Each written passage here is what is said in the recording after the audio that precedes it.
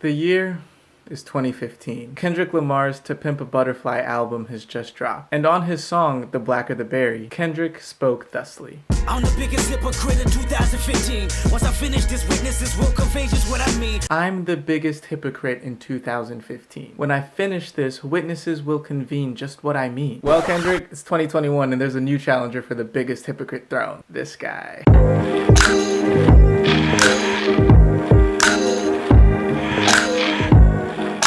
So I was talking to my mom the other day about how it's so easy to proclaim what is right and what is wrong when you're discussing a situation that you're not personally involved in. But when the situation you're discussing starts happening to you, all those principles about right versus wrong tend to take a back seat to your emotions in that moment. Now, I personally believe that it is extremely important to try to maintain your principles at all times, especially in those emotional moments. But if I'm being honest, I'm not able to do that most of the time. I am constantly failing to live up to my own principles because, like I just said, it's very easy to claim these principles when I'm not involved in the situation. But when I'm in the thick of things, I tend to get overwhelmed by my emotions and capitulate on my principles, even in situations that are entirely meaningless. And you're about to see what I mean, because all of that brings me to these guys, the showrunners for what could have quite literally been the greatest TV show of all time. Listen, guys, you knew this was coming. My sister tried to warn you, okay? She told you that I have an incessant need to inject Game of Thrones into every discussion, especially when it's uncalled for. She warned you,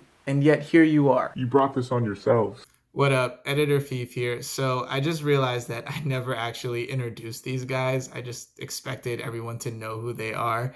But anyway, that's David Benioff and this is DB Wise, and they go by D&D because David and DB. You get it. Anyway, you just kind of need to know that for the rest of the video. But anyway, let's get back to it. Peace. Alright, but to be fair, if you haven't seen the video where this warning was originally issued, basically in that video I was just explaining how one of my core principles is to always be aware of truth and empathy when evaluating any human action. Simply put, I should always try to understand the undeniable realities and repercussions of that action, aka the truth, while also trying to understand what circumstances, both personal and external, led to that action, aka the empathy. Now, as I said, this is one of my core principles, right? This is something that I think not only I should do, but something that I think could genuinely help other people as well, right? But if you think that I have the emotional capacity to show empathy to these two con artists after what they did to, again, what could quite literally have been the greatest TV show of all time, then you don't understand the level of betrayal that I felt after watching those final 3 seasons. I don't think any human being that I have actually physically interacted with in my life has so flippantly and so flagrantly betrayed my trust as much as these guys did.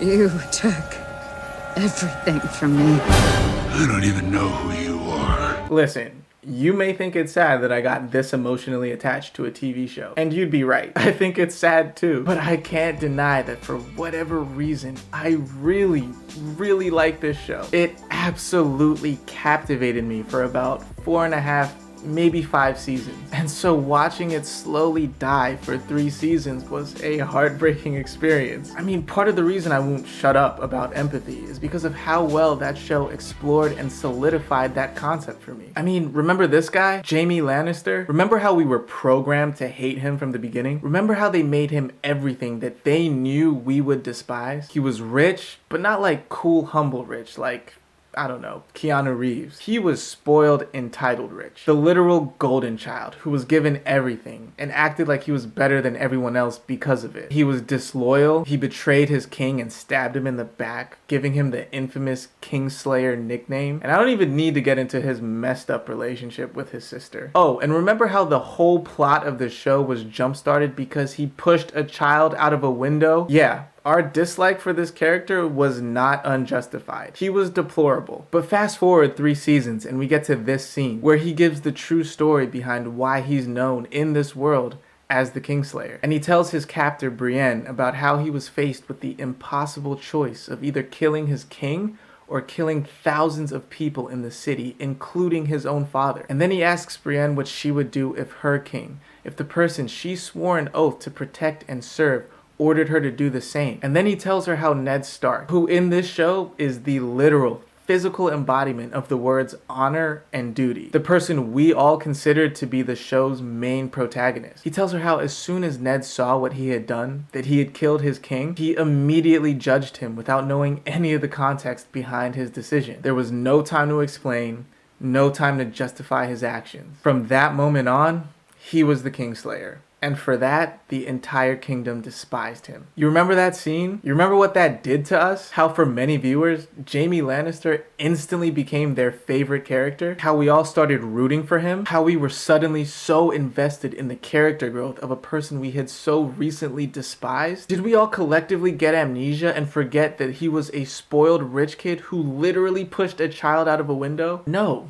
We still knew all of that, and yet we still went from absolutely despising this person to literally rooting for them, and some of us going so far as to call him our favorite character because of this scene. Yeah, that's the power of empathy. That's the power of looking beyond a person's actions and examining the circumstances under which that person acted. And that's a huge reason I think empathizing with people we don't like is so important. Because I saw the complete 180 we all did when we were forced to empathize with someone that we were programmed to despise. And who was responsible for showing us the importance of this empathy? Well, okay, obviously most of the credit goes to George R.R. Martin because he's the one that wrote the books that inspired the TV show. But a huge amount of credit has to go to these guys for doing such an incredible job of adapting the books for the TV screen. We've all seen subpar adaptations of books that were amazing, and a lot of the moments in those books lose their power when shown on a screen for one reason or another. So David Benioff and D.B. Weiss definitely deserve props for visually making this moment land as powerfully as it did. And it's largely because a moment that they played a vital role in creating impacted me so profoundly that I now have to acknowledge that when I say I have no empathy for these same guys for ruining this TV show that I loved so much, I am 100%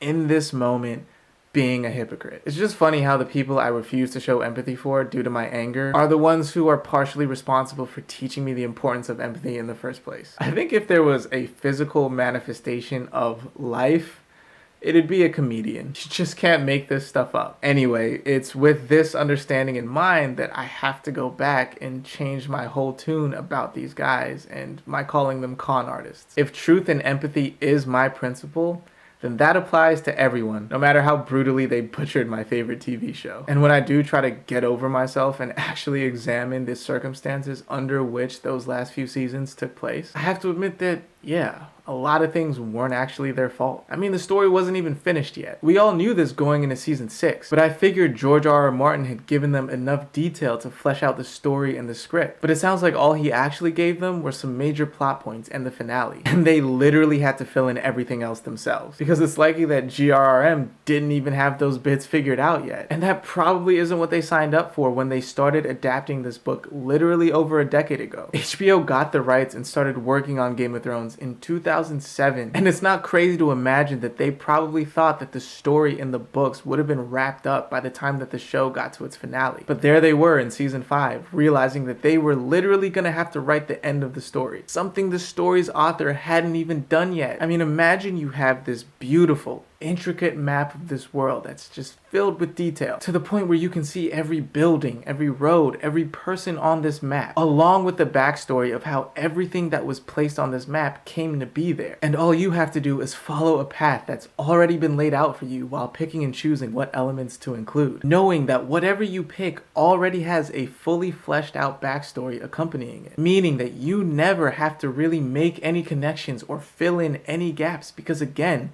it's already laid out for you. Now imagine one day that map just disappears, and the person that wrote the map instead gives you a blank sheet of paper with some important destinations on it that you have to make sure that you reach, but without any of the details as to how to reach those destinations. The buildings, the roads, the people are all gone, and now you do have to make these connections. You do have to fill in all these blanks, which again, probably isn't what you signed up for. And now everybody, literally the entire world, is watching you make these connections and fill in these blanks that again, you probably never wanted to make or fill in the first place. Yeah, that's basically what happened to D&D with Game of Thrones. They went from having this incredibly intricate map of this world to having a basic treasure map with 5 or 6 important stops on it. They went from co-piloting this ship with the ship's captain to having to pilot it by themselves. And as you might expect, without the captain, the ship rapidly began to sink. Now, just like we did with Jamie, we still have to acknowledge that they made some horrible decisions along the way, and I'm still gonna hold them accountable for those decisions. Apparently, there were numerous occasions where people involved in the production process came to them and pointed out inconsistencies in the writing or in the characters themselves, and D&D would very nonchalantly dismiss their concerns, sometimes going so far as to proclaim their pleasure in killing off characters in the show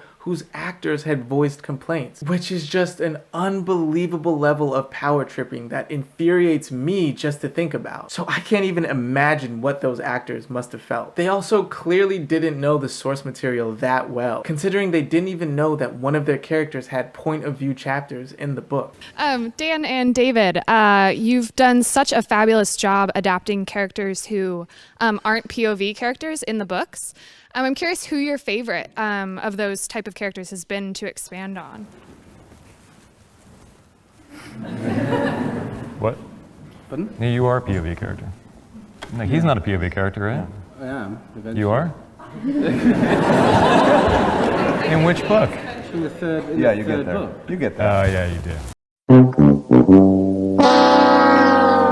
do. Which just, how are you gonna adapt a book when you haven't even read it? Anyway, the point is just that they, like Jamie, have done some pretty inexcusable things. And those things contributed heavily to the downfall of the show, and that shouldn't be overlooked. But also, after looking a little closer into the circumstances surrounding their actions, like we did with Jamie, I have to rethink my original conclusions about them based off of those actions. And when I did that, personally, I went from hoping that these guys never get the chance to work in Hollywood ever again, to hoping that they eventually just understand where they made their mistakes, they own up to them, and then they move on to other projects. Because they clearly have a real talent for adapting well-written content into a TV format. Game of Thrones was undeniably a social phenomenon throughout the 2010s, and that speaks to their ability to adapt stories for the TV screen. So I hope they grow from this experience and get another opportunity to do it. They were dealt a pretty rough set of cards, and while I don't think they played their hand particularly well at all, I can't blame them for getting that hand in the first place, which is exactly what I was doing. So yeah, in the end, I can just say that I was absolutely, completely in the wrong to put the entire collapse of the show squarely on their shoulders, which could have been avoided if I stuck to my own principles in the first place and showed them some empathy. But I was too emotionally invested, and that blinded me to my own principles. So now I have to look like a complete idiot when I admit that for the past 2 years,